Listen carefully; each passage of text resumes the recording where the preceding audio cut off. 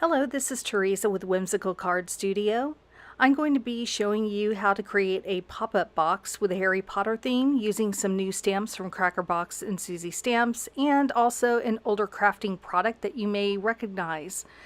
This is the product I'm talking about from the past. It's that holographic looking piece of paper, although it's really more of a synthetic material.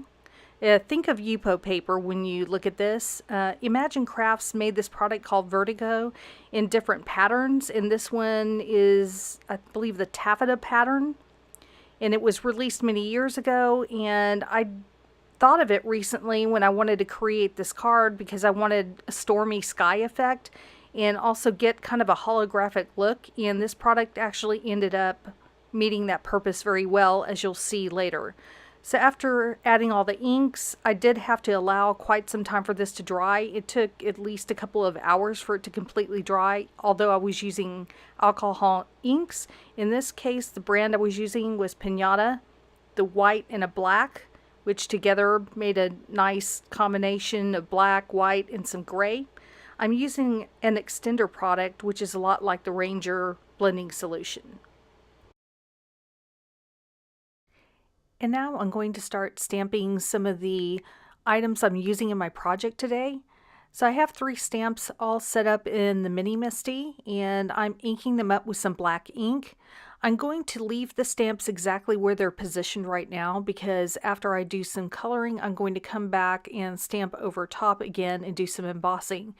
The reason I'm doing that is because I'm going to be using some metallic opaque markers, which will obscure the detail from the stamping that's done, so that's the reason why I will go back and stamp again. This is not something that would be possible without a stamp positioning tool like the MISTI.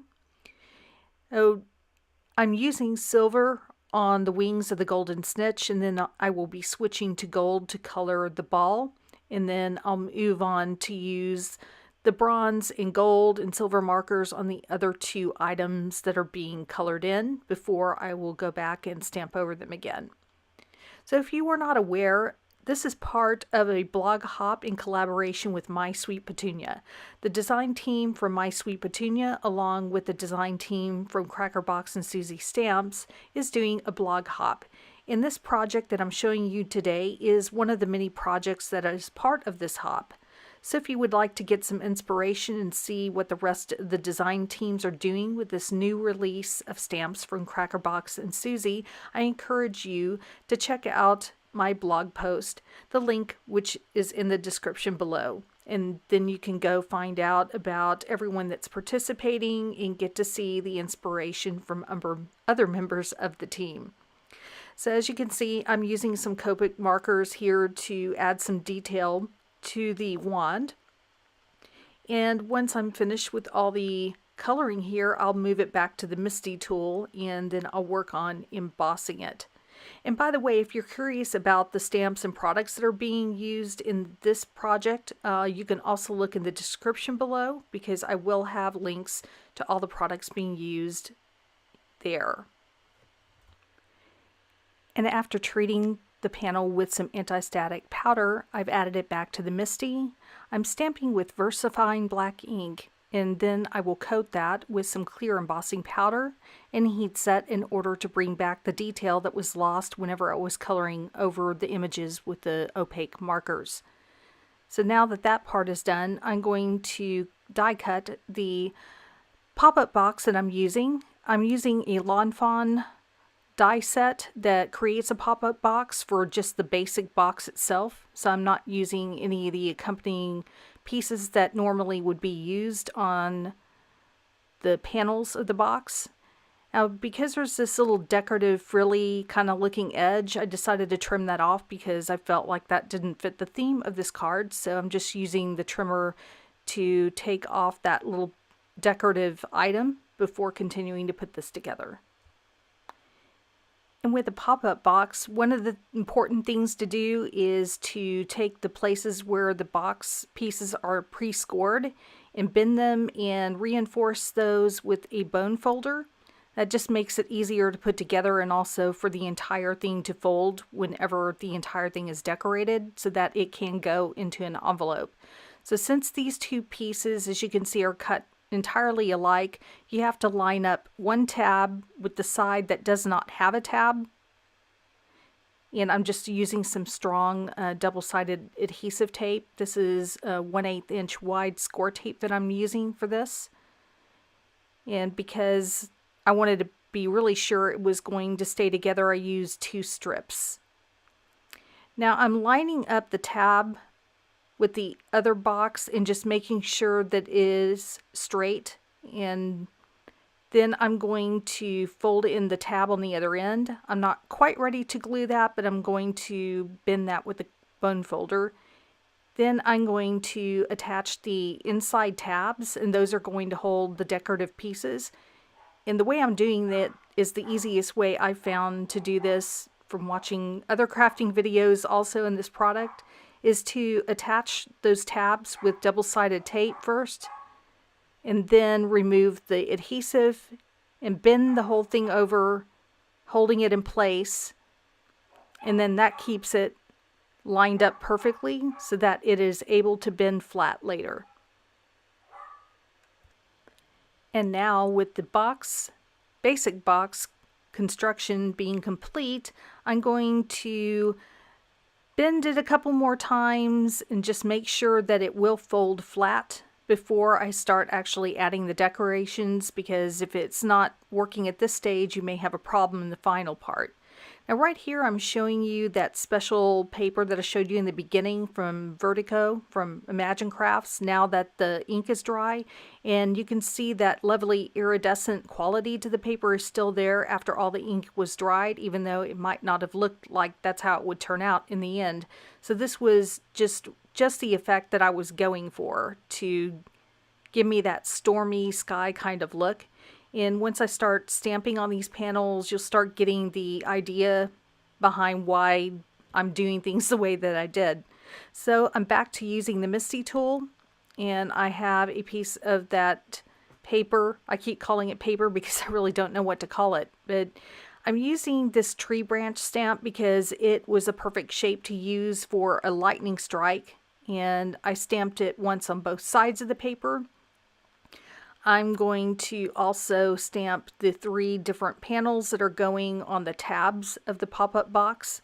And as you may have noticed, I'm using StazOn white ink. And the reason for that is because this is a non-porous surface that I'm stamping on, and thanks to the MISTI tool, I'm able to stamp multiple times to make sure that I get the nice white stamping look that I'm after here. That's something I will do after stamping these images here, is I'm going to turn over each of these pieces individually, and I will be stamping on the back of each one. I re-stamped the glasses on the other side because I did not get that centered, and I didn't realize it till afterwards, but it's actually okay in this case because of what I'm about to do. So I'm stamping some of the smaller pieces from this Harry Potter themed set. Well, it's not really a set. All the stamps are individually available. I think there is one set where there is 3 stamps in it, and I believe this 9 3/4 stamp that I'm using right now is one of those sets. But like I said, I will have links below so you can see exactly how they work. Now, due to the fact that you can still see through this paper, after stamping on the back of each one of these pieces, when I hold the piece up in the air afterwards, you can kind of see that effect where you see the images on the back side and the front side. So again, it's that kind of magical holographic effect that if you've seen any of the Harry Potter movies, you know that there are parts where you're looking at things that are kind of animated, whether it's a newspaper or picture frames or various things in the movies. So that was the effect that I was going after, and I couldn't be more pleased myself with how that turned out. So now I have the basic construction of the box done with the panels, and I'm just showing you how it looks as you move it around and seeing that effect I was describing. So now I'm going to add the stamped and die cut pieces. And by the way, as far as die cutting, I did not fussy cut these. I own a Brother Scan and Cut machine, which is really handy for stamps in which there may not be any available dies, or if you decide not to purchase dies, you can always die cut any type of stamp at all with that machine. So it's one of those things I find incredibly useful in my craft room. So I'm using pieces of acetate with these die cut stamps in order to attach them to the 3 sections or tabs that are inside of the box. The acetate I happened to pick wasn't the strongest ever, so what I ended up doing is doubling the acetate so that it would stand up better. And while I'm not showing that step exactly right at this time, you will see what I'm talking about in a moment when I start to attach the Snitch to the box. And now I'm preparing to attach all the pieces after I basically doubled the acetate. So I basically folded it back on itself and then added some adhesive on the back of each of the die cut pieces so that the piece of acetate is stronger and will hold up the die cut a little bit better. So now I'm attaching the first die cut in the very first spot, and now you can see how that's positioned. Now I'm moving on to attaching the broom in the same manner in the middle piece. The middle section rather. And then the final part will be the wand that I'm going to attach on the very back position. And now all the pieces are in place. And the final thing I'm going to do is attach a piece of white cardstock with a sentiment on the back of this so that you can write a message to the person that's the recipient of the card. So what I'm doing here is I'm going to basically mask off part of the sentiment because it's a little bit wider than that piece of cardstock. So I'm going to split it into 2 different places. So after stamping the first part, I'll need to move the cardstock over a little bit to one side. And after cleaning off the stamp, I'll position it so that the word Muggle will be centered underneath the first part of the sentiment on the top. I'll use that Post-it note to temporarily mask off that side, remove the Post-it note, then stamp it down. And from here, all I need to do is glue that onto the back. And by the way, I did stamp this twice because I got some ink in an unintended place the first time around, so I stamped it a second time. And now just attach it to the back of my box card. And I'll show you how this thing collapses so that it can actually go into an envelope. And depending on which way you put it in, you could see the actual message on the back or not, depending on how it goes in. So thank you for joining me again today. I hope you'll leave me a thumbs up and a comment and follow my channel if you aren't already. Thank you so much for watching. Till next time.